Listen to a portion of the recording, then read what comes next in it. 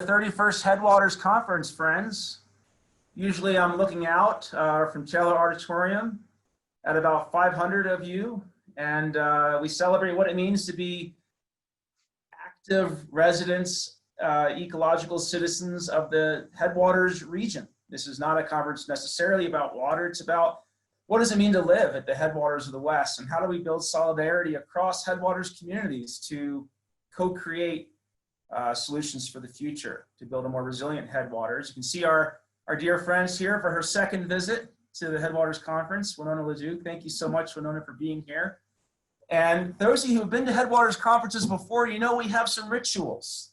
We have, for example, Headwaters Hill is a mountain officially named. Thank you, George Sibley, for that, our founder. After the Headwaters Conference, it flows into 3 different watersheds. We have Aaron Abeyta, American Book Award-winning poet and mayor of Antonito and director of our poetry MFA here at Western. He did a book called Letters from the Headwaters. We've got a book. We also have a sort of opening poem and song. And so, you know, I just want to say that this year's topic is particularly important given what's going on in the world. It's serious, it's heavy, but it's also a time to celebrate creativity and vision together.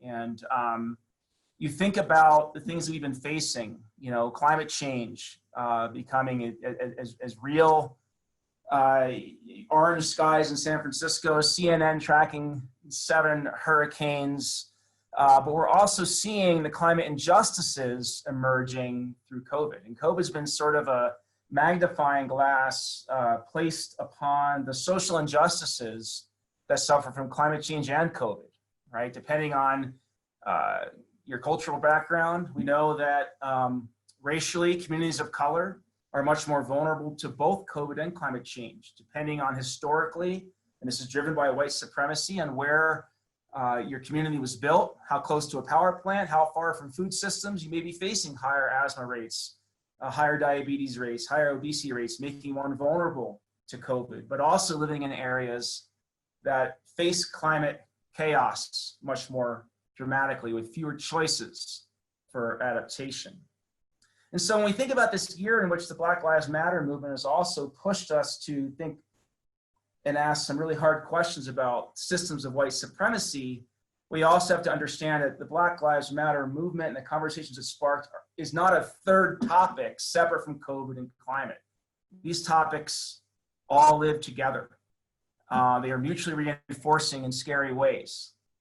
It calls for us to have our solutions be mutually reinforcing in very hopeful ways. So I want to start tonight with a poem I think of great hope and vision from dear friend Art Goodtimes. Art Goodtimes is one of the founders and elders of the Headwaters Conference, and he was actually a 5-time county commissioner in San Miguel County for the Green Party. And if you want to kind of really get to know where Art's heart is this day, or these days, Google Telluride Institute and look for his Talking Gourds poetry program. And it'll allow you a chance to participate in the kind of beautiful work Art does. Art, go ahead and show your screen and I'll hand it off to you, my friend. The art of getting lost. Okay, so there's this rainbow family hippie hitching down to the gunny from the butte. And up pulls a Winnebago with Texas plates, and the tinted window rolls down. Howdy, pilgrim, can you show me the way to the nearest wilderness, blah, blah, blah, blah, blah, blah, parking, blah, blah, blah, blah, blah, blah. And our hippie says, hey man, get lost. But I say, before you lose it, look closely, because it's not so much you losing it as the place that takes you away. It's slick rock deer trail, thick with juniper, takes you away. It's avalanche, Mancus shale, wild strawberry shoot, takes you away. And suddenly, you're just another neo-pagan Zen mother Budada, Ola Kala, Ponterey, exploring pandemonium, toking pure chaos. Cougar in the headlights takes you away. Morning chanterelles in a spruce fir meadow take you away.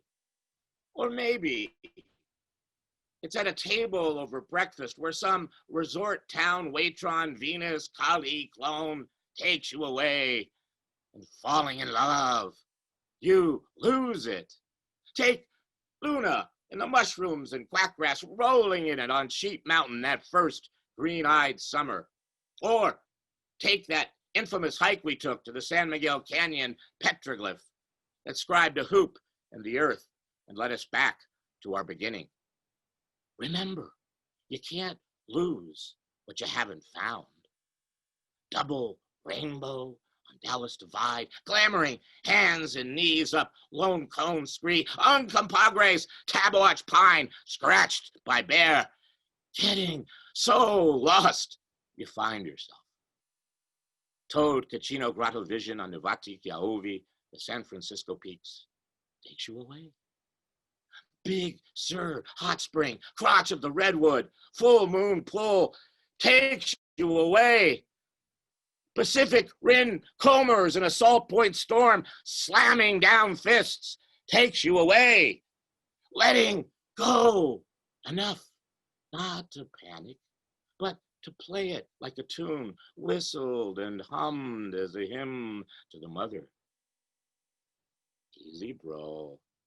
Haleakala's charm takes you away. Yo, eating mangoes and making love with the Sikeva Kalalau takes you away. This is my religion. I believe in being lost. So everything I find in the way está milagro. And what finds me, I try to field, thinking adventure, not predicament, chasing chaos just as much as calm. The only straight lines on the headwaters are the rifle's scope and the map's compass. So scram, pathfinders, surveyors, engineers. Give me the loons, zigzag walk. Let me lose it. I know how to use it. Woo! Thank you, Art.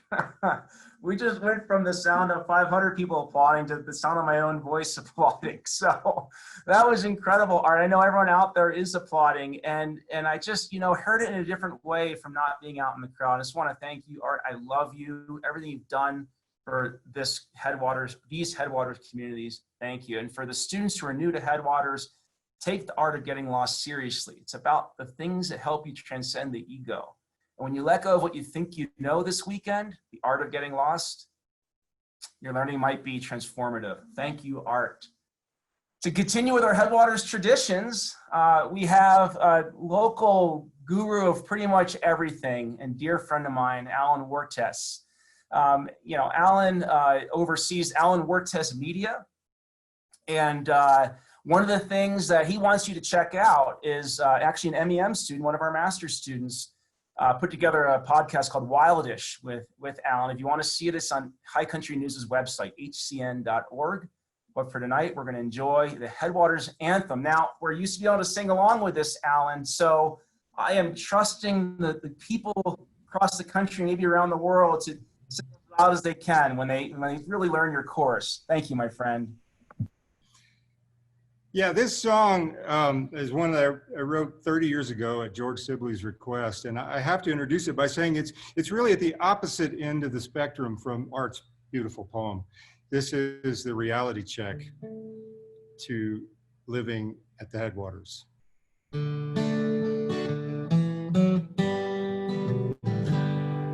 I came to the mountains one beautiful May. I just sold my beach house out in California with a buttload of money and a Mercedes Benz. I came to start my life over again. So I packed up my Levi's and my new cowboy hat, a poodle named Fifi and my big yellow cat. The flowers were blooming when we crossed the divide. The sign said entering paradise. and its purple mountains' majesty above the fruited plain. Now I think I really do understand why we call it the home of the brave. I bought me a chateau with a breathtaking view. I planted tomatoes on the first day of June. Those maters were frozen on the 4th of July, with 6 inches of snow in my drive. But I barely had time to recover from that when a rancher shot Fifi and the coyotes ate my cat. The neighbors filed suit 'cause I dammed up the creek. It was one hell of a week, and its purple mountains' majesty above the fruited plain. Now I think I really do understand why they call it the home of the brave. I tried to find work, I took around my resume. I asked how many tax lawyers live here, would you say? They answered it could be 110, but they're all working at the Holiday Inn. And I'd never noticed that sign on my road. It said no winter maintenance 20 miles from my home. The county officials weren't answering the phone. A recording said you're on your own, and its purple mountains' majesty above a suddenly attractive and very far away fruited plain. Now I think I really do understand why we call it the home of the brave. Because the day after Christmas it was 40 below. I didn't know my thermometer went down that low. My car said, and the septic tank froze, and I lost all feeling in my toe. So I'm back where I started, out in California, yay. I'll take my chances with the landslides and quakes, but after all I've been through, I won't sit around and moan. Now I've got a cool second home, and it's purple mountains' majesty above the fruited plain. Now I think I really do understand why we call it the home of the brave. We call it the home of the brave.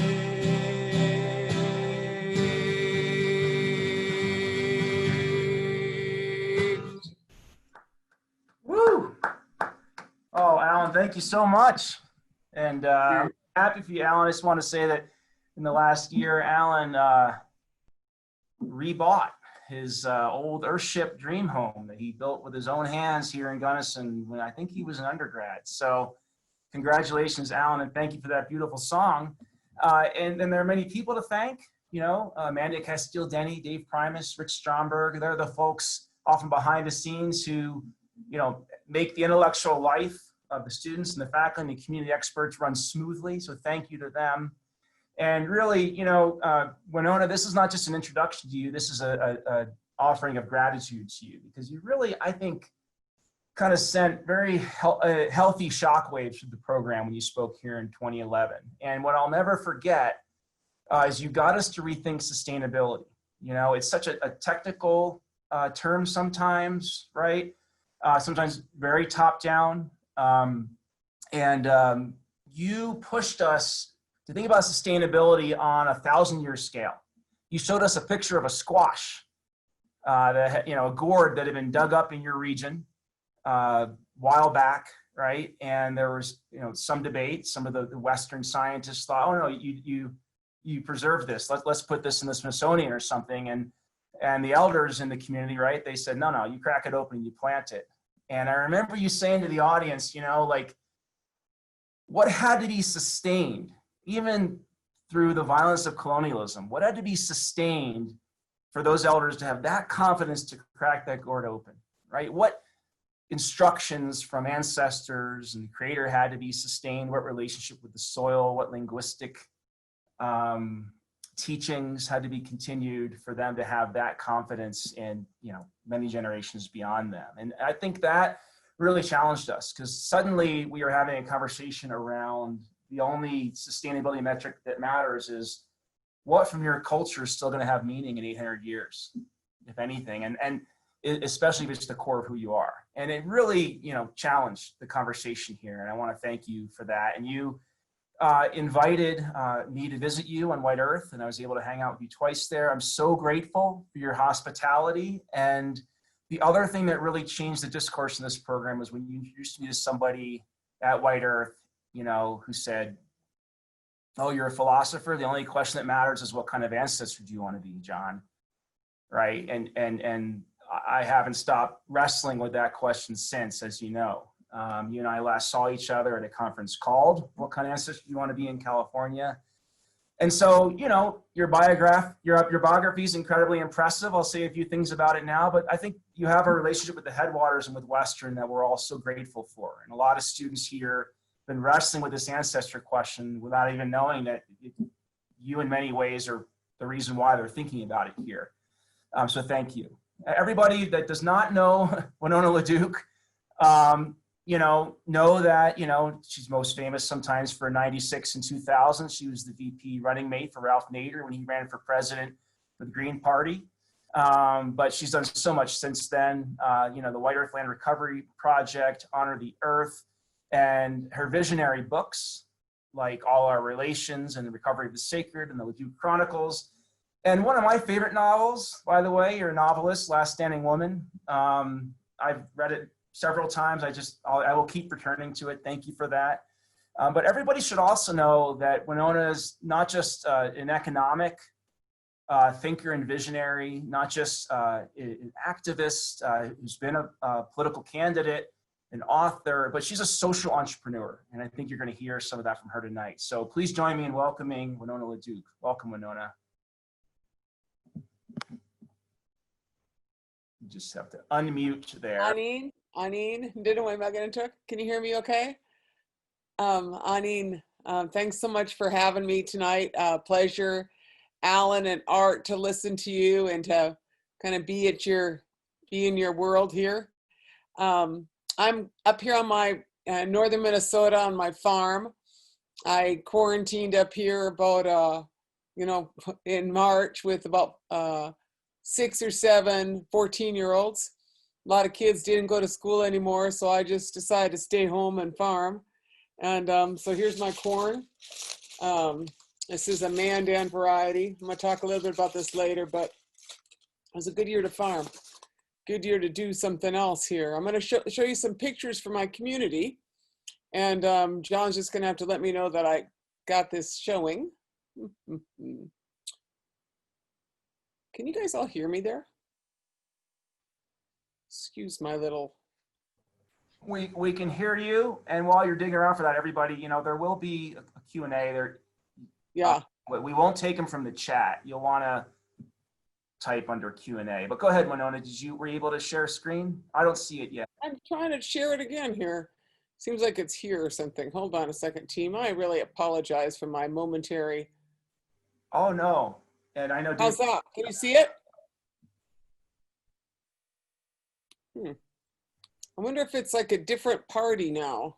Well, Dave does have a backup, and you can just say... Hey, Dave, let us join and talk about the slides that you present then. All right. Wait a second. Yeah, okay. So, you know, the first slide I have is one that talks about being relatives in Dinaway Mugginaduk. You got that? Or you finding it? I don't know why it won't show now, huh? Y'all had me showing it earlier.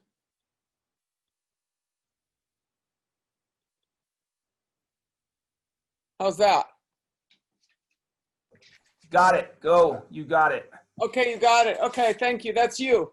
All right. So this art is some art from our area. I always like to kind of talk about different worldviews, and this is a artist from my neck of the woods, and it's called Relatives in Dinaway Mugginaduk. And so, you know, in this time that we are in, it's a pretty epic moment. You know, it is a moment of great transformation and change, and I just say let's do it. You know, I think about Arundhati Roy and her writing, and she talks about pandemics as portals, talking about the idea that coronavirus has made the mighty kneel and brought the world to a halt like nothing else. Historically, pandemics have forced humans to break with the past and imagine the world anew. This is no different. It's a portal, a gateway between one world and the next. We can choose to walk through it, dragging the carcasses of our prejudice, our hatred, our avarice, our data banks and dead ideas, our dead rivers and smoky skies behind us. Or we can walk through lightly with little luggage, ready to imagine another world and fight for it. And that's this moment. There is not a person listening here who is out there that doesn't know that, you know, you have a social crisis, a health crisis, a climate change crisis, a political crisis, and an economic crisis. Idols are falling and statues are crumbling. And so now is the time for the movement for social transformation. So let us talk about that. Next slide, please. I show you where I live, Gawawi, Gamug, Round Lake. We are also the headwaters. I'm the headwaters of the Red River, which flows to Hudson Bay. My reservation has both the headwaters of the Mississippi and the Red, going to the north and to the south. Next picture, please. And what I want to remind you is that, you know, when we begin to rematriate, and as we make the change, first you got to save the life that is. And I think about that because you live also in a beautiful place, but you know, we all know some things. And one of the things we know is that the biodiversity of the world is diminishing because of what I call Wendigo economics, the economics of a cannibal, the endless levels of consumption. You know, it is entirely, biodiversity is just diminishing, but on a worldwide scale, where there's biodiversity, there's also usually indigenous people. Let's say we're about 4% of the world's population, and we protect about 75% of the world's biodiversity. So when we talk about how we're going to make things right, you know, we need to talk about protecting the biodiversity that is. And then, you know, where I am right now, it's kind of a funny thing to talk to y'all about, but I'm in northern Minnesota. We call this the deep north up here. And tonight, the President of the United States descended on northern Minnesota. He's about 20 miles from here. Talking about making America great again. I want to talk about making America great. My idea of when America was great is when there was 8,000 varieties of corn. That is when America was great. On the next slide, please.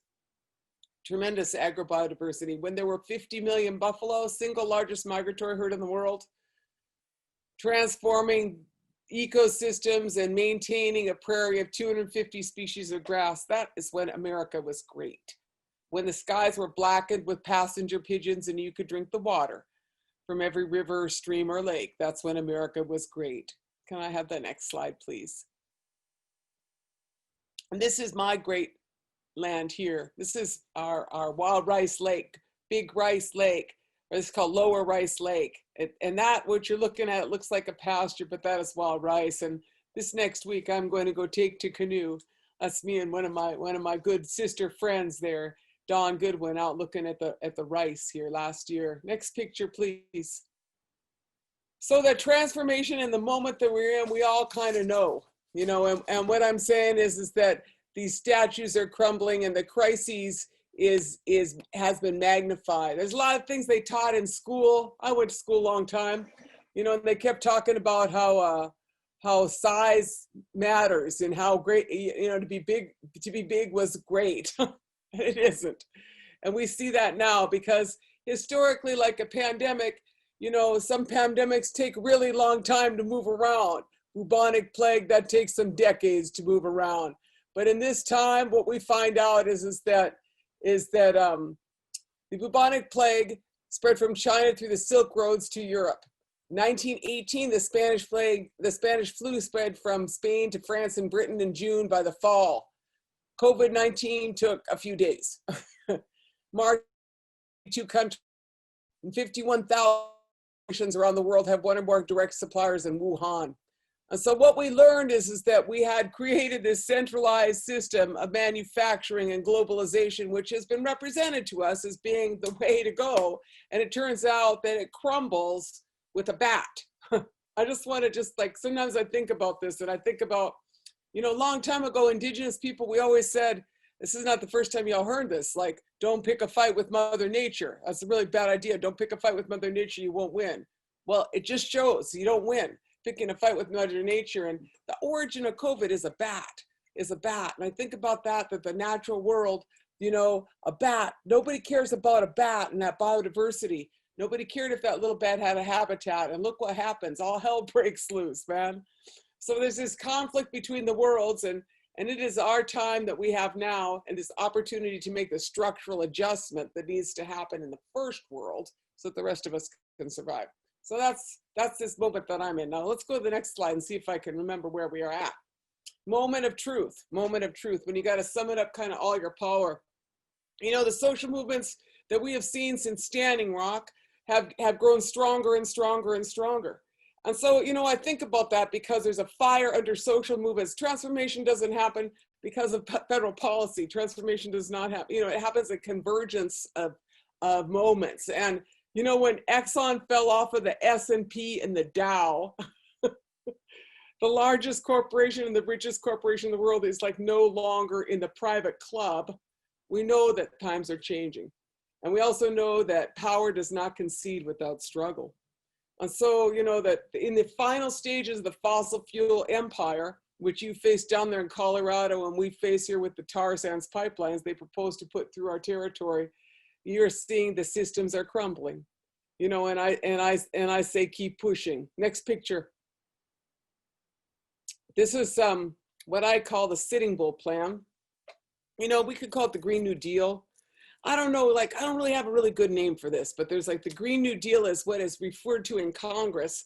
It is based in some ways on the Marshall Plan or the previous New Deal. So if we are discussing the Marshall Plan, we should just call this the Sitting Bull plan, because Sitting Bull, being the great political leader, you know, what he said a long time ago, among many things he said, he was a leader who was also a spiritual leader, you know, and with his people.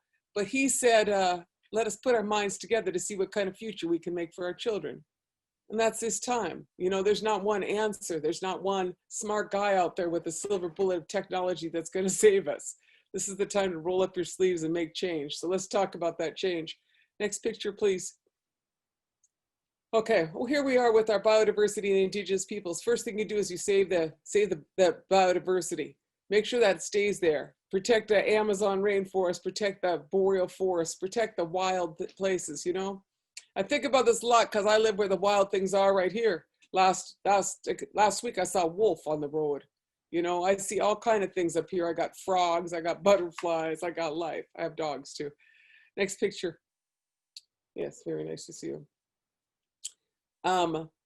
You know, in the time of climate change, I find it really interesting that Monsanto and Syngenta, the big guys, are looking for ways to make climate change safe varieties. I think it's $1.36 million, a lot of money just to make a climate change safe variety, 13 million, excuse me, dollars for a climate change safe variety, when it turns out that what you really need is biodiversity. And so in the, dogs are allowed through the portal, that's right. And so in the biodiversity that exists, these are some pictures for the potato farm in Peru? Yeah, it's in Peru. Hey, knock it off. Get off my corn. Sit down. Jeez, my dog is trying to sit on my corn pile here. In this, you know, what they're studying down there is which of these potato varieties does well at which altitudes and in climate change. And so really quite often the answer is in the biodiversity, is not in a monocrop, but is in having a lot of different crops. So you guys grow a lot of potatoes down there too. You should grow some really cool potatoes. I grew 16 varieties of potatoes this year. That's what's really interesting to me. Next picture. Hey, get up there. Get out there. You can't sit on the corn. There's the squash. That's the, I grew this squash and this Lakota squash this year. This is the Gete Okosaman. And, you know, that squash, really old squash, you know, it's like 800 years old. And it was, and they found the seeds in a gourd, is the way the story was told to me. And then they crack open the gourd and there's these seeds and it grows this squash. Well, this squash is being grown everywhere now. We let it out of the gourd and there's thousands of people growing this squash now, and it's a really good keeper. And I'm thinking about that because this year I grew some of this squash, but I grew this other squash called this Lakota squash. And the reason I'm talking about it is that you got to relocalize your food system because, you know, we all saw what happened in the beginning of COVID is the collapse of the American food system, the industrial food system, where they're killing millions of pigs and squishing all these eggs and everything, dumping milk. You know, and in that whole process, what we found is that we should probably try to figure out how to grow food ourselves. And so if you look nationally, you'll find that and internationally, all the seed companies, they entirely rolled out sales and they had like quadruple sales in seed companies this spring of everybody wanting to be the people that would grow be able to grow their own food. Next picture.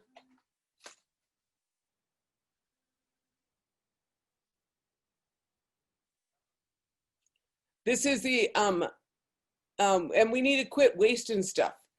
That's the other thing we need to do.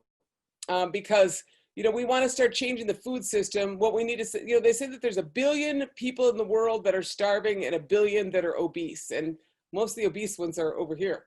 And so just think about like rebuilding food systems, relocalizing, but you also got to start with reducing the waste that is in those systems. Next slide, please. You waited and I'm working. Are you okay?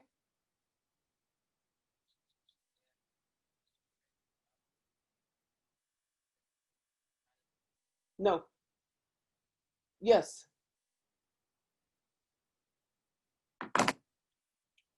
My grandson just got out of the hospital, so I was all worried. He called me. And then I decided that'd be part of the new Green Revolution. That's what I call hemp. You guys already legalized cannabis there in Colorado, but you know, it's not just about like it should be legalized across the board, the 10,000 uses for it, but I'm even more interested in not just the medicinal value of it, but also the value of the hemp. So the reason I'm interested in hemp, you know, I really like the idea that the word canvas comes from cannabis. The word canvas comes from cannabis. Now, how revolutionary is that? And they say that around 1920, we had a choice between a carbohydrate economy and a hydrocarbon economy. And the carbohydrate economy was hemp. And the hydrocarbon economy is what we got. But I just think about that because those words are so close, a carbohydrate or a hydrocarbon economy. We just made the wrong choice. Anything you can do with gas, you could do, or with fossil fuels, you could do it with cannabis oil or with hemp. And so I want to be part of the new green revolution because that's what hemp represents. Because you could transform from a fossil fuels economy, you could transform the materials economy of this country to an economy that is based on hemp. But part of the strategy that I think is really important or is really the philosophy. And, you know, with all due respect, you know, to cannabis growers, I'm in support of all of the revolution. But, you know, it really needs to be not about the money, but about the transformation that is possible with this plant. And so, you know, I'm interested in Winona's hemp farm here. That's where I'm talking from, is Winona's Hemp and Heritage Farm. We're growing out fiber hemp varieties. Next picture, please. There's our fiber hemp varieties. That's a couple sons of mine. My team, this is my home, this is basically my extended family. And that's what we grow, is we grow corn, beans, squash, potatoes, Jerusalem artichokes, tobacco, and hemp. And so what I want to do is build an intertribal hemp cooperative in the Northern Plains as a part of the transformation of a Northern Plains economy into an economy that hemp, which could, you know, not only provide fabric and textiles and rope and make cars and make buildings and houses and paper and be something you could eat and transform the world with that stuff. Next picture. Here's some of the statistics, which a lot of you know, and I think a lot about it, particularly in terms of fabrics. That's what I'm interested in, and largely because, as you see here, cotton, 25% of the world's pesticide use, 4% of the world's agriculture, 25% cotton. You know, we just need to move on, and hemp represents that opportunity, but she has to be treated right. She has to be treated with respect. Next picture. Building materials. We're doing a hempcrete workshop this next week up here on the reservation. Next one. Biodegrading. Next picture. So it's not just about smoking it. It's also about making the next economy with it. And then the question of the energy revolution. So here on White Earth, you know, so basically I'm telling you this story, but part of the story I'm also telling you is that I used to travel around the world. I used to travel places like Colorado, everywhere. And now I don't, I just stay home. And so I just looked around my own village and I said, let's just make the new green revolution. Let's just make the just transition. Looks like they're all in crisis. Let's just do it.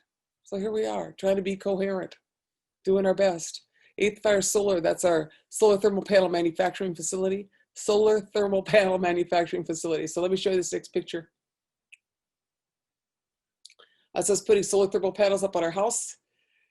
South facing wall can save about 20% of your heating bill. You guys should be doing this down there in Colorado too. You should buy some solar panels from us, send them down there. Next one. There's our facility and some people visiting our facility. Next picture. Wind power from our tribes is very significant. I probably used this slide 9 years ago. The wind power is kind of maintained the same, although getting to be a little more these days. Next one. This is my favorite thing. You know, so say we're going to rebuild this country. We got to rebuild the infrastructure of this country. And everybody likes to, you know, infrastructure is like not sexy stuff. It's like railroads and sewer and pipes, and it's all falling apart. We got to de-infrastructure in this country. That's one of the things that makes me so mad about the pipelines. It's like, it's not I'm opposed to pipelines. It's opposed that I'm opposed to oil pipelines for oil companies. I want water and sewer pipes. So this is an idea called solutionary rail. And what this is electric trains. It turns out that they're about 80% more efficient than diesel trains. They're the way to go. And if you run them on a direct current, you could also power them with renewable energy. And so the idea is to power an electrical train grid with a much higher level of efficiency as a way to move stuff around the country, including people. It'd be nice to have a train system that wasn't an embarrassment to Bulgaria. That's what someone called it. Like, we would be an embarrassment to Bulgaria. Our train system is so bad. So what we need to do is just be way smarter. Next picture. And this is an interesting show because it turns out, yeah, we want all the trains back, and we want the trains to carry stuff that's not toxic on it. That'd be great. And we want more people to be able to be on the trains. A lot of you, like, you know, back in the last century, I used to travel by train in Europe. That was a long time ago. No, but my point is that, you know, yeah, cannabis train tours. I see people writing notes here. But a lot of these trains, these railroads run through Indian reservations because they chopped up our reservations with these trains. And so we want a piece of this. I feel like that's what justice looks like too. When we talk about land back or restorative justice, you got to talk about return of land, and you got to talk about return of right of ways that have been illegally taken from tribes. Return them with these trains and go electric. Next picture. Yeah, this is the one that shows how backwards we are. Doesn't that look backwards?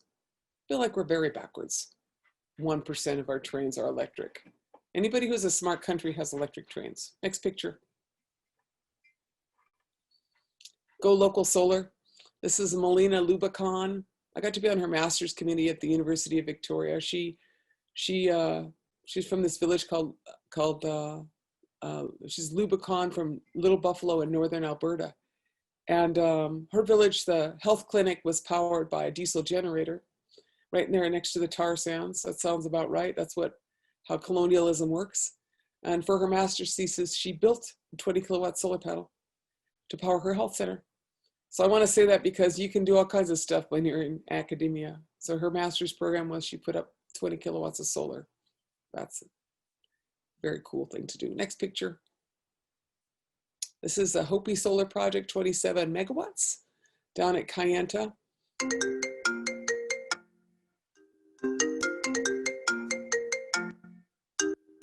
Oh, so sorry. Someone else is trying to get on here. This is the Hopi solar project. And this is down there. This is a Navajo solar project down at Kayenta on their reservation. And it's 27 megawatts, I believe. Next picture. This is what we need to do is we need to reindustrialize America. You know, when I was talking about the 51,000 companies, I mean, like 80% or 75% of the ibuprofen, you know, all of our medicines are made in China. And we just think about this, and I think that the trick would be you need to make some stuff local if you want to use it. So this is a picture taken in the port of Duluth, you know, and it's this like amazing moment in time. I'm driving up towards some hearing on the pipeline, and there you are, and there you are, and you get up there, and they have I was like cross the pipeline route, and there was a pipeline on both sides of me. And then I seen these wind turbines coming my way. And I was like, why are they coming from Duluth? It's because they're all made in Europe. We don't make any of these things in this country. And so we just import them, you know? So the thing is build an economy that makes sense. Make things locally. That's what we ought to do. Next picture. And pray hard. This is a picture of Emoto. I don't know if you, he's a Japanese scientist, and he's done all this work with water. And you know, in the commodification of the sacred, you know, one of the things that happened is that they commodified everything, including water. And water is life, and it is alive. And so what he did is he did like different tests on water crystals. They'd freeze the water, and they all look different. And then some of them be like all messed up. If they were dirty water, they'd have like all crazy. And then they were like clean water, they look really good. And so he started praying to the water. And then he'd also have the people, like, they play different kind of music. The water didn't like the punk rock music. The water liked the classical music. I don't know. But that's how they restored water crystals. So I just want to say that because it is possible to do something beautiful and to make things beautiful. And that's what we got to do. Next picture. And acknowledge and support the rights of nature. You know, for too long, the rights of corporations have superseded the rights of the natural world. And on a worldwide scale, you know, more countries, starting with Bolivia, declared the rights of nature, the rights of Mother Earth as a part of their constitutions. And more recently, you know, the Himalayas, our tribe, the rights of wild rice is what we secured. And the rights of the Yuroks for the Klamath River. There's a lot of that. And so, you know, this is an opportunity for transformation. And in that time, let's do this. Let's make this transformation. And let's make some things that are more beautiful. Next picture. That's me at Honor the Earth. You can take a look at us and all our work. But thank you for your time. I'm happy to answer some questions if you like.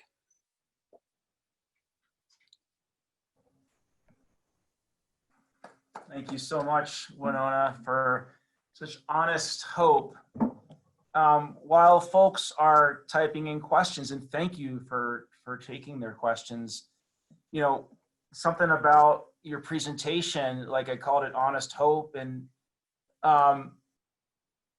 reminded me of I think it's an Onondaga passage, but you may be able to correct me, that it goes something like, they tried to bury us, but they didn't know we were seeds. Yeah, no, that's right. I think it's a Mexican or a Zapatista. They tried to bury us, but they forgot that we were seeds. You know, and to me, like this here, like this, you know, I don't know if you could see this, but this is these corn varieties, and you know, I feel like a seed is like a promise and hope and a commitment. When you plant that seed, you're like, I'm gonna give you my best shot, and we're gonna try to work this out. And I got this field full of like the most stunning corn. I have piles up here that we're braiding, and you know, I didn't know what I was gonna get, but it was a pretty calm year. But I planted a short season variety, and I did good. You know, you got to think. But it gave me a lot of hope when I saw the field. Well, and to see the corn as a relation, and then to learn from that, and to see oneself as a seed is very powerful. You know, a student who actually I know quite well, Dylan Aguilar here, asks, and by the way, Dylan quoted your dad. Your last talk here at Western, Winona, you mentioned your dad saying, I don't care about your philosophies until you can grow corn. And Dylan was really moved by that. But he says here. No, that's exactly true. And I think of that all the time, you know. He's a smart guy. And, you know, it is interesting. The more, you know, I don't want to say the older you get, but you understand your parents more, you know. I think now, you know, because I mean, I have to say that the past 6 months have been some of the most amazing times in my life, you know, and also just this opportunity to just like, not just slow down, just to be here, because you ain't going nowhere else. And so when you're there, like, how do you make it right? How do you make something? Like I cannot do everything, but I can, in this place, make something that is good and show some people that there's a way to have something that's good. You know what else was really interesting when we relocalized here, because we all relocalized like you did, is that we relocalized with the Amish. My neighbors are all Amish just south of the reservation. Super interesting. You know, and so then you look at what a local economy that looks like, and I go see my Amish farmer, you know, and I have a little milk addiction, or a half and half for my coffee right here. Half and half. I could just get straight cream. You know what? $3 a quart for cream. Y'all hear that? $3 a quart for cream from the Amish. You're not getting it because you're not here. But my point is I said, oh, I could pay you more. They said, no, that's enough. We're good. Well, we've got. Who says that? We're good. That's enough. That's it. Okay, what's our questions? Well, yeah, so Dylan was asking about hemp as medicine for earth and people, to think of it in the framework of medicine. Yeah. I am learning, you know, okay, so me and cannabis, I was raised in the Emerald Triangle. Do you know that? I was raised in Southern Oregon. That's all burning now. That's where I was raised. Ashland, yeah. I was raised in Ashland. Remember that? So all kind of cannabis. I used to smoke 14, 15, 16 years old. Then I went off to college and I quit smoking. Okay, I just want to tell you this, right? All right, I did. Then I quit smoking. And I was like all doing all this hard work and everything like that. And then, you know, and then all of a sudden the world changed. And actually a horse flipped over on me 5 years ago, and then I started to smoke again. But my point is that I didn't appreciate it because I was like, I don't want to get high. I don't want to be all high, right? But it's a great physical medicine, and everybody here knows that. It has a good, you know, it treated as respectfully as a medicine is a great medicine. But it is the same kind of medicine for the earth, because hemp bioremediates is what it does. And hempcrete, or hemp, sequesters carbon because it grows so rapidly. And so you could replace concrete, which is like, it's like one of the most significant man-made substances in the world. You could replace that with hempcrete and conserve a lot of carbon. So it's the answer on so many levels. And Colorado needs to take some leadership on it. But, you know, one of the things that concerns me is like, everybody wants to grow cannabis now. They're like, I'm gonna make $1 million. No, that's not what we want to do. Not everybody should grow cannabis. People should grow their own. But hemp needs to be grown at a scale. You know, I mean, at some scale, each farm could do their own, but you know, some people should just grow food, and some people, if they got a little extra land, they could make fabric. Yeah. Well, you know, if I may, I'd like to read through the 14 questions we have, just so you can hear them. You can kind of hear where people are at. Okay, yeah. And then you can kind of either pick one or try to get at the essence of what they maybe share. And so someone said, is this how we save the world, in your opinion, this larger vision that you shared tonight? One person's just wanted to say they liked your "nobody cares about a bat" COVID reference, thinking more people need to hear that. You open with a shout out to art. How do you think art can be utilized to advocate a regenerative economy? What are the positive impacts you've seen from localizing your community system of food, your community food system? A lot of folks who watched your last video are curious 1 decade later what you've seen. What variety of corn did you show us? What improvements, mistakes have we made on our food systems here in the US and on reservations since you last spoke? And how has the Trump administration affected these changes? What do you use the corn for? Do you eat it or have other uses? I would love, Winona, I'd love to hear a bit more about your feelings regarding Wateco and rematriation from illustrious alum Greg Pettis.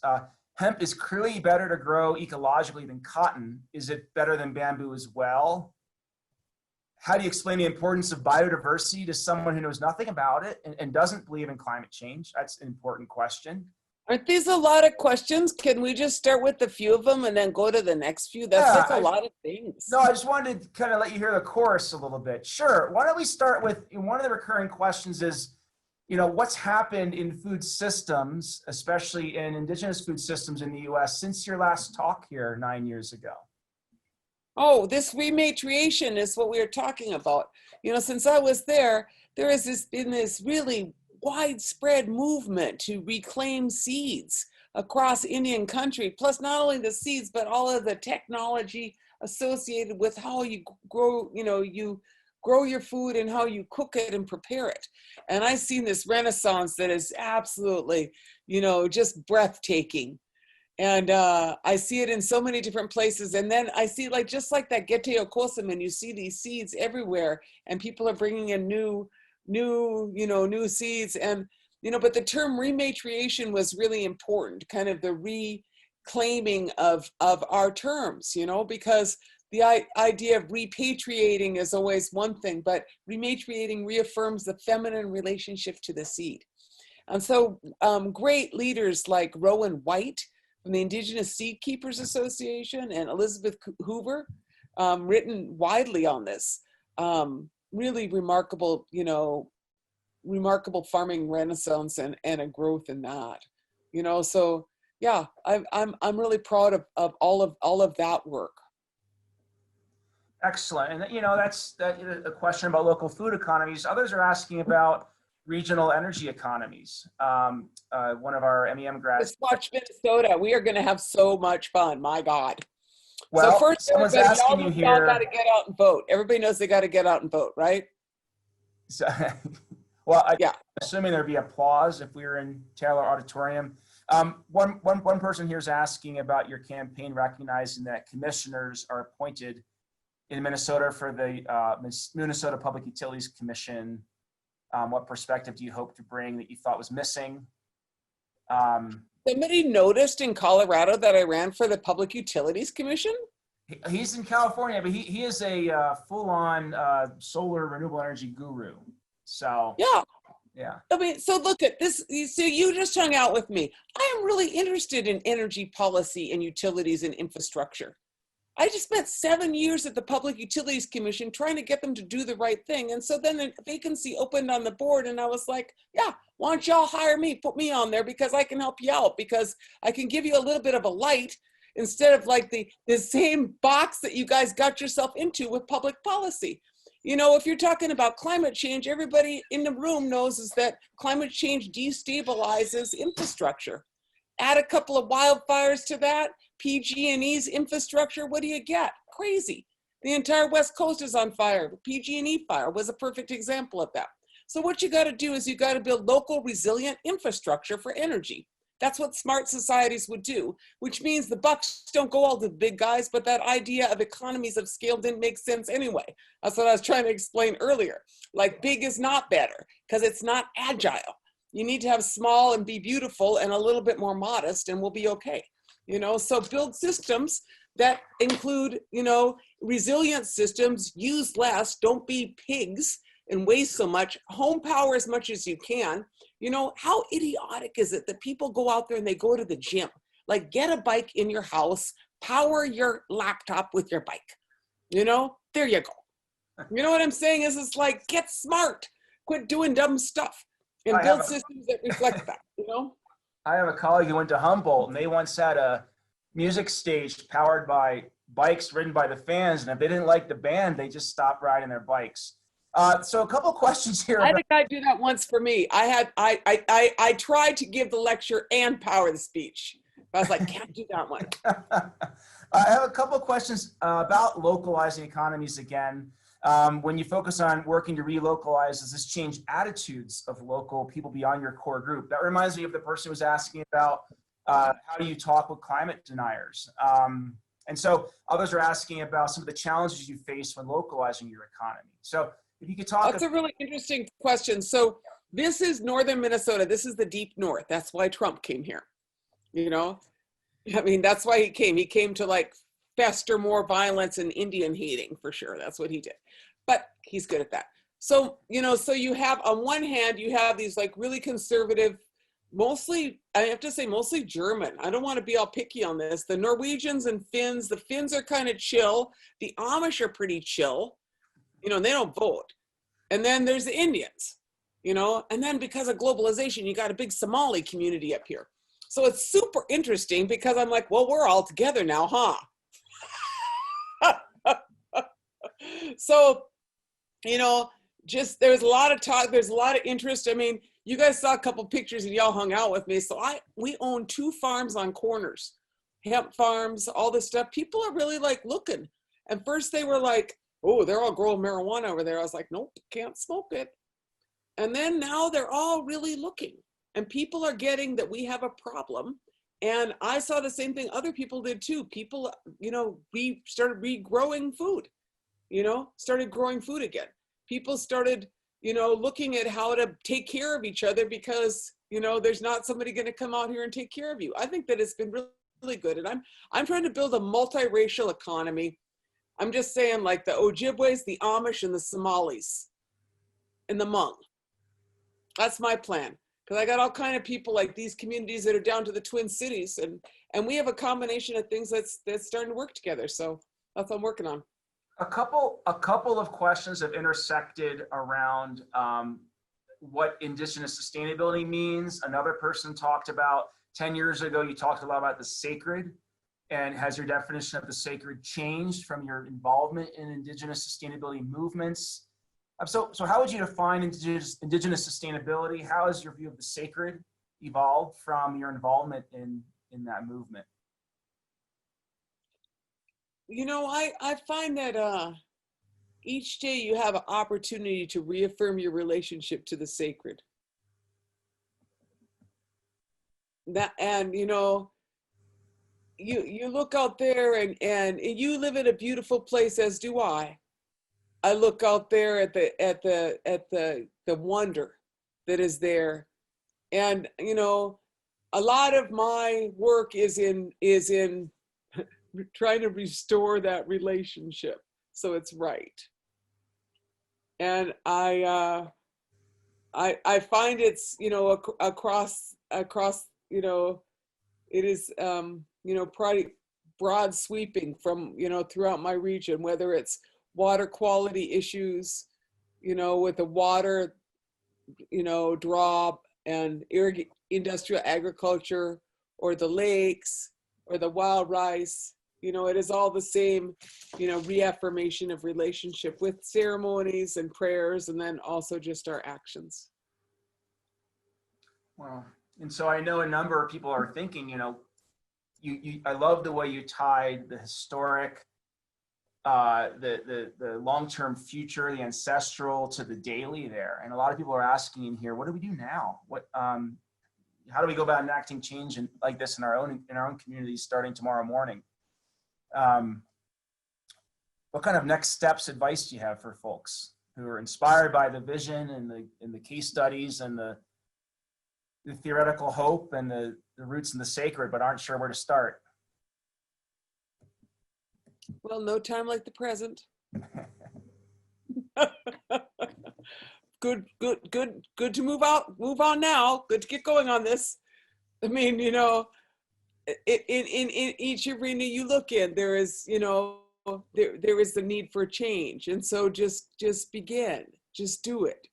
You know, I mean, I kind of take stock of myself each day the best I can and say, you know, hope I can do the best I can today. You can't do everything, but you can try to do your, you know, try to do your best. So then take something, you know, I mean, well, when you work in the garden, the you know, what I noticed is when I relocalized, like my watch didn't make a lot of difference anymore. I lost track of days. Did y'all lose track of days too? I just lost track of days, right? I canceled all these things, you know, and what mattered is if the sap was running, if it was frosting, if you could plant, you know what I'm saying? It's like things change. What's important? So be very present, you know, in your own world to figure out what it is in the seasons and you know, build self-reliance. Build community self-reliance. It makes us a lot more secure. And I want to say, you know, this society suffers from, I think it is called late stage affluenza. Do you ever hear that term, affluenza? Yeah. You know, and we got so, you know, we all want to be free, but how much of our time do we spend looking at something about this big? Right? You got the whole darn world and you're right here. I mean, I'm there with you too, but you know, think about like where we are and what you as an individual can do to begin making this, you know, your place better. And each of us has got some pieces in that, and change is going to be local, and change is going to grow into as movements grow though nationally. I mean, there's no going back. They ain't putting up that Columbus statue in Denver anymore, are they? It's not going back. The Redskins, they don't get their name anymore, do they? Right? We're not going back. We're done. So keep moving. A lot of people asking about corn, and I think it relates to what you're saying about going local. And I think to make that comment a little more bite-sized, I'm going to remember back to your talk here 9 years ago where you talked about ricing. You know, it's the wild ricing moon right now, I believe. And you said either it was yourself felt this way or an elder in your community said, you know, I'm not Anishinaabe without wild rice in my stomach during the wild ricing moon in September. And it seems like, you know, going local means first finding what's your version of that rice. What's one's version of that rice? And I feel like you're getting at that with corn. Could you talk a bit more about the corn you showed us, the importance of corn? I think each of us needs a portal, a place-based portal into going local where we are versus the general challenge to be more locally active. If we can find that, you know, for me, it's snowpack above the Rockies or the basis economically, ecologically, culturally, spiritually for my life. You know, could you talk about the corn you shared with us and how corn gives people like your corn for you, but like metaphorically corn for all of us, gives us like a first step toward what that going local looks like? Yeah, I mean, a couple of things. First is like where I live is a little bit like where you live, but there's a garden out there. You take care of your ecosystem, and in our case, there's wild rice. You can get sugar from a tree and rice from a lake. You know, you can get every kind of berry. You can dig all kinds of roots. You can eat milkweed. You know, people don't even eat, you know, there's so many things you can just eat. So you don't need to grow a garden if you care for your world, right? But then we need to enhance that because the biodiversity is diminishing. And so, you know, a lot of the things I do is like, I'm interested in is like reforesting or rewilding or restoring berries, restoring those things that are supposed to be there, right? Keep growing out those things and then growing out your garden. So, there's a lot of ecological restoration work that is really important to do. And that helps bring back all the life that needs to be in the garden that the creator made for you already. And then you make the other gardens after that, because we can't go in that area. We need to take care of those areas. But, I feel like that slowly weaning ourselves. And I think a lot about different, Wes Jackson, right? Yeah. Right? Yep. So Wes Jackson, I always love it. He says a couple things. He said a lot of cool things. So one time he said this milling about theory. And he's like, only just stick within like a mile and don't go a lot further. Don't be super ambitious and you won't mess anything up. I think about that because we're like way too fast. And that's one of the things COVID taught us is like, chill out. Y'all just chill out. So I'm laughing because just for people who are listening and don't know Wes is telling us to just chill out. And this is the man who's developed the first new grain in 5,000 years and the first perennial grain in human history, and claims he's going to restore the function of the prairie in a way that's edible and that fuels us, right? And so how do you combine that audacity with that chilling out of Wes? How do those? Well, then the other thing Wes says is that if you're working on something you plan on finishing in your lifetime, you're not thinking big enough. Yeah. Right? So do both, do both. Be a little more simple. I mean, town's a 4-letter word for me. It always was, but now it's really a 4-letter word. You don't want to go to town, right? So we got all like, oh, I got to go get this. No, you don't.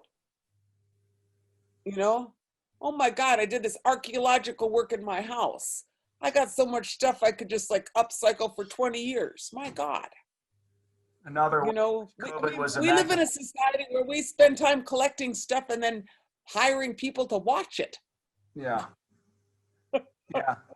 We have, I think, one of our graduates here, Sam Rowland, she's a teacher. And I think maybe for her, I can't speak for her, but from reading her work through the years and knowing her, maybe her rice is teaching. She said, you worked as a principal in public education. In your view, what could public education do to reform ideologies around stewardship, especially in urban school systems with limited access to resources and the capital O, outdoors? And I think this is where we're starting to move toward our theme of inclusive, intersectional environmentalism for the weekend. But in terms of your work as a principal, how you view education now, influencing stewardship, taking on those social inequities in terms of who has access to environmental education in urban areas. What are some of your thoughts on that, on how to transfer this vision to people who don't get to go to Colorado and college surrounded by 9 wilderness areas? Right. Get some bees on the rooftop.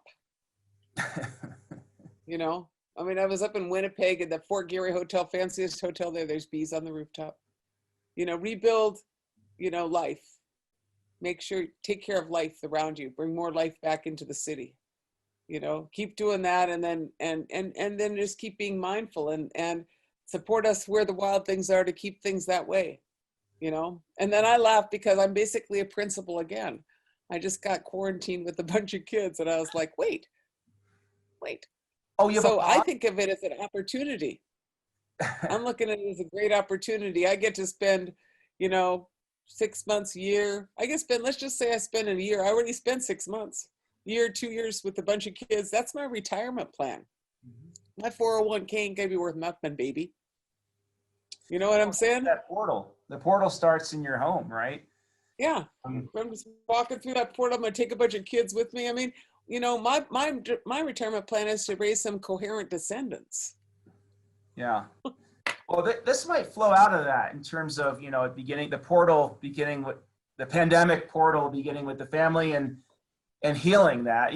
One of our students here, Erickson, you're going to like this. He changed the name of the Sustainability Coalition to the Healing Coalition. And he has a question here. What do you feel is the best road to take to heal connections between people and people and people and environment, right? You're talking about the beehive on the roof, right? That may heal a relationship with planet in terms of pollinators, but how's it also healing people and people? Yeah.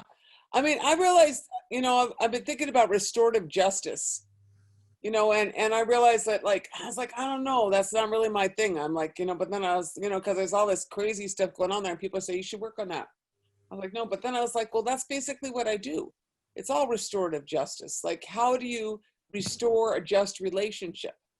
Because, if you're treating if you're treating your relatives that have 4 legs or whatever it is badly, if you're treating your environment badly, you're treating yourself badly too, and it needs to be this whole, I just look at it as a really a holistic approach of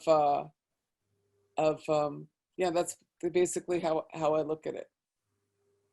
Yeah, and I guess that does transition into the weekend. Tomorrow morning, I don't know if you've read Michael Mendez's Climate Change from the Streets. It's an excellent book. Just came out from Yale Press. He'll be speaking in the morning. We have Ashley Pearl from City of Aspen, a climate action planner, leads their Canary Initiative, and they're going to kind of get folks thinking about, what does on the ground climate action planning look like, and what does it mean for that to be inclusive, anti-racist. In the afternoon, our county sustainability leader, John Caddles, is going to lead us on a simulation of how to get Gunnison to carbon neutrality. So my question for you is how to bring the justice, anti-racist, post-colonial equation into the climate action conversation, into climate action planning. I mean, a couple things. First, I wanted to say that the Blue Lake Rancheria in California, they have a megawatt of solar and a megawatt of battery power. And if I was looking at a community to model myself after, I'd look at them. Because in all these PG&E fires, that tribe is only they're like this little spot, Can you say it again? Blue Lake Rancheria, Blue Lake Rancheria, and there's like the PG&E Blue Lake Rancheria, like this juxtaposition between this mega project and this little tribe, so there's a lot to be learned. And I think that's one thing. Second thing I want to say is, like, I feel like the indigenous people actually have a lot of ability to provide leadership in this. I feel like we got the plan in northern Minnesota. I'm like, y'all give me those reins because we got a plan and y'all don't, and I feel like that there are a lot of places where these tribes have had to kind of like work from nothing. Well, look at that Cree writing on there. That work with nothing. And so we made something because we had to be resilient, and so there's this opportunity to kind of learn and build partnerships. And also, in the times that we are, because tribes have different jurisdiction to work in that arena, and in the larger picture, I mean, you said it at the beginning. I mean, the fact is that climate change and a lot of these crises certainly are not evenly felt. The impacts are very tough.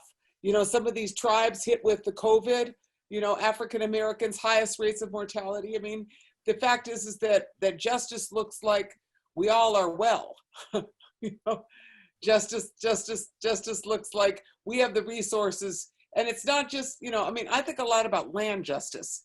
I mean, all of those national parks were carved out of Indian territory. You could just start with the Black Hills of South Dakota. You could go to Glacier, you could go to Yellowstone, you could go to Yosemite, all of them. They kick the Indians out of or just like make it very difficult for them.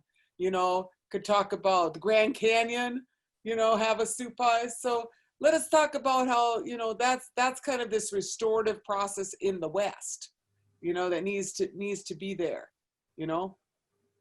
So how would you said, we've got the plan, y'all don't, in terms, and I think you mean that in terms of energy, but it seems you also mean it in terms of autonomy, agency, sense of ancestral instructions.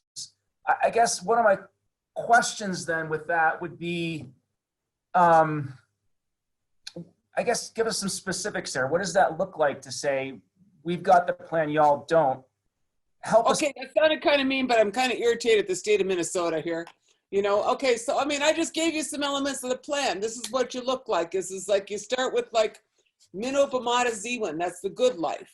That's a lot different than gross national income, GNP, it's gross national happiness indexing. You need to change your indexing system. That's like a much more indigenous system of be happy. Don't be rich, because that's not going to make you happy. 2, you got to live like, not like you're in conquest. You got to live like you want to survive. The next economy is not about competition. It's about cooperation. If we want to live, we've got to work together, right? It has to be about justice, because justice is with the natural world, and justice is with each other, and justice with their relatives. You can't run factory farming operations and pretend like you got justice, because that is not justice.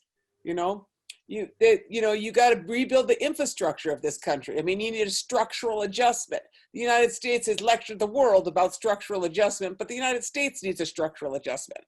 You can't have such an inefficient economy, waste 70% of your energy between point of origin and point of consumption, have a food system that wastes 40% of the food system, and tell me that that works. You don't want to go back to normal, you want to get better.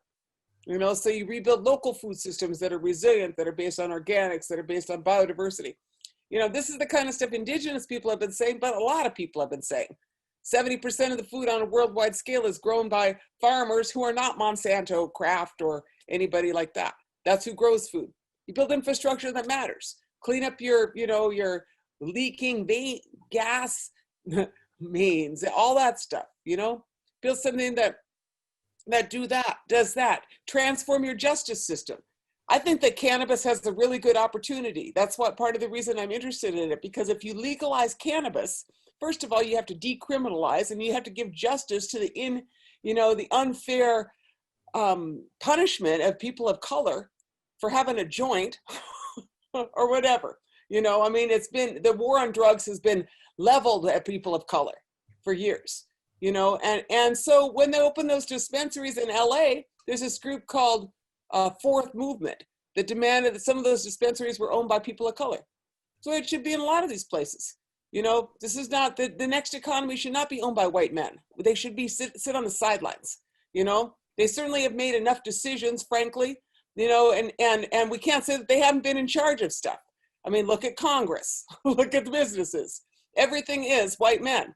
And it looks like decisions haven't been so good recently. So we might want to rethink some of those. I'm just saying, chill out, guys.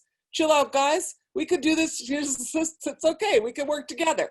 Let's take a little break, And then, and so it's across every sector. Healthcare. I just spent 10 days in the hospital with my grandson. 10 days in the hospital, right? Blessed for that hospital system for saving that kid. At the same time, I'm looking at that saying, why is the healthcare system so huge? Why is it the 5th largest industry in the country right now? That's because we're all sick. It's all sick, and they're building businesses on that. You don't want to build business on sickness. You want to build business on wellness, And then they have all that medical waste. So I'm saying it's like people like Paul Hawken,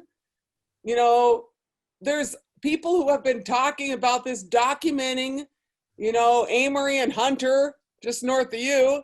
There's visionaries that have been saying these pieces, all of these visionaries, Lester Brown, Earth 2.0 or 4.0 or wherever heck that guy is at now. Right. So I'm saying is that there are so many examples of visionary people doing visionary work on a worldwide scale that have been documented. Do yours. So I'm saying, everybody do your thing. Just do it, and that's how change is made, and there's a lot of good examples out there. Well, and, I'm looking at the questions here coming in still. I'll ask the audience to take a breath and think about the flow of the conversation, and please go ahead and put in a final question that comes out of this flow. And Winona, while they're doing that, there's a question here that says, if you could speak a little bit more about your feelings regarding Wetiko and rematriation. Oh, that's right, Wendigo. So Wetiko is a Cree word, but Wendigo is the Ojibwe word, Wendigo. Okay, so Wendigo is a cannibal spirit that comes in the wintertime and lays to waste villages. And our people have a history of fighting Wendigos. We have these epic history stories. I was like up in this Boundary Waters cabin reading these old stories, And I was like, it's just like the Navajo, the Dene people, and the monster slayers. And I remember Anna Rondon one time, she said to me, she's a Navajo organizer. She said, we need a new generation of monster slayers. I was like, yeah, that's what we do. And they're out there. I mean, Exxon did not fall to its demise on its own, did it? You know, a combination of the power of Mother Nature and just a lot of pressure of people like you, John, all of us, transforming this society. So, is Windigo capitalism is the capitalism where you just keep consuming, and so you got, a copper ore deposit in the Boundary Waters that a Canadian multinational wants that's less than 1% ore. I mean, that's bottom of the barrel stuff, isn't it? Sure is. The dirtiest oil in the world, the tar sands or fracking, where you got to go, blow up the bedrock of Mother Earth to get something out and put down 600 chemicals. Colorado, I mean, that's the bottom of the barrel. That's Windigo capitalism. When you're done being cannibals, you might want to figure out what's better. And we got to tame our inner Windigos, which are sitting there and like filling our heads full of stupid. Being in the hospital, you watch a lot of TV. I was like, oh my God, people watch this stuff. My point is that, we just start consuming all of this stuff. And this endless level of consumption, 70% of our economy is consumption in America. That's like, chill out. Just chill out. You don't need that stuff, And so that's what we got to do is just, start consuming less. And these corporations need to be, I'm looking at the Enbridge Corporation. It's got 6 pipelines. I'm like, 6 is enough, baby. You need to start cleaning up your mess. You can't have like endless access. So that's Windigo capitalism, and it's ending.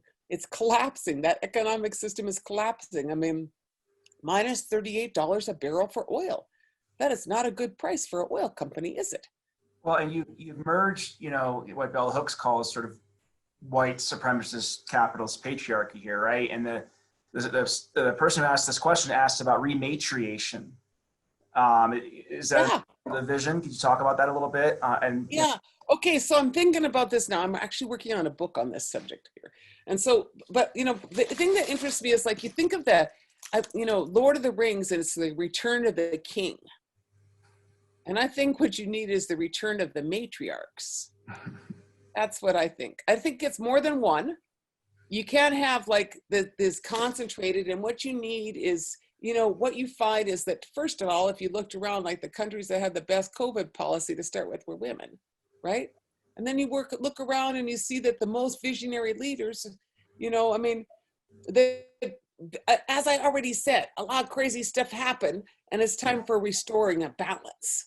And so you look on any scale and they say like loan projects in Africa, you distribute the money to women, it gets a lot further, builds a lot more social capital, builds a lot more wealth. There's a better distribution system. And women are also a lot more, I think, I love everybody, and this is I sound like a little ranting, but my point is like restorative justice and matriarchal thinking is, how do you get everybody to the table and how do you get everybody fed? Those are things that are not about empire.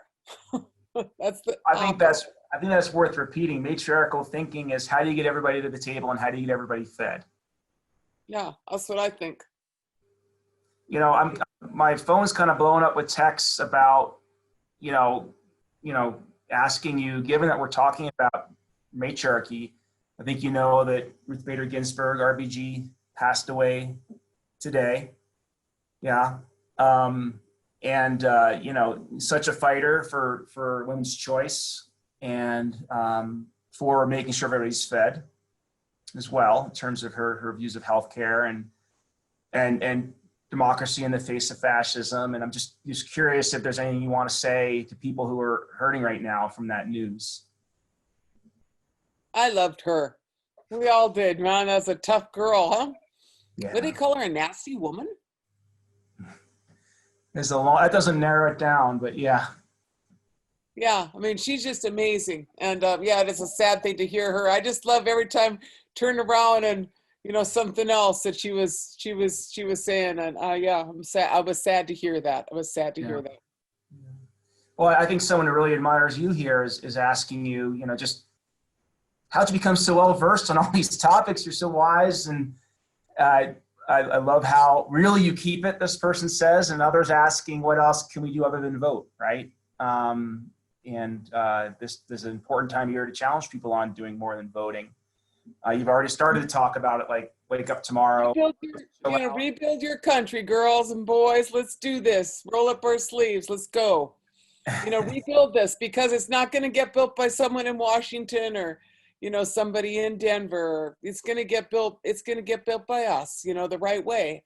And we got to remake things. We got to do things right. And that's like, I feel like this is this spiritual opportunity to be the people that stop them from genetically engineering the world's food supply, that figure out how to live without, within a respectful manner, that can restore a river, that can bring hemp back, that can make life. What a great spiritual opportunity. I mean, I could see the stars really clear this summer. They said that COVID was like a 20% decrease in air pollution or something. I don't know, but I was like, I'll take that break. I'll take that break. With you talking about the spiritual opportunity, I remember when I was visiting you, I was interviewing you about an essay by Aldo Leopold where he says there's a spiritual danger in not knowing where your food and heat come from. And I said, what do you think he's getting at? And without pause, you said, he's talking about the spiritual danger of not giving a shit. But it seems like now, 7 years later, you're talking about moving, rather than like the spiritual danger of not giving a shit, you're talking about like the spiritual danger of like not archaeologically digging into your home and making sure everybody's fed at the table of your family and seeing the stars. It seems more like a looking forward rather than a getting away from. Is that fair? That there's been a maybe even more hopeful shift in your thinking through such horrible years? Yeah, I mean, in the crazy that is out there, there's a tremendous shift, and I'm like, ride that wave, and I'm gonna ride that wave with a bunch of kids. I'm going with them, I mean, it's an interesting time, and they give me a great deal of hope just seeing, that the transition from what has happened to them to what they become when they are kids on a farm with horses and plants. Life can heal you.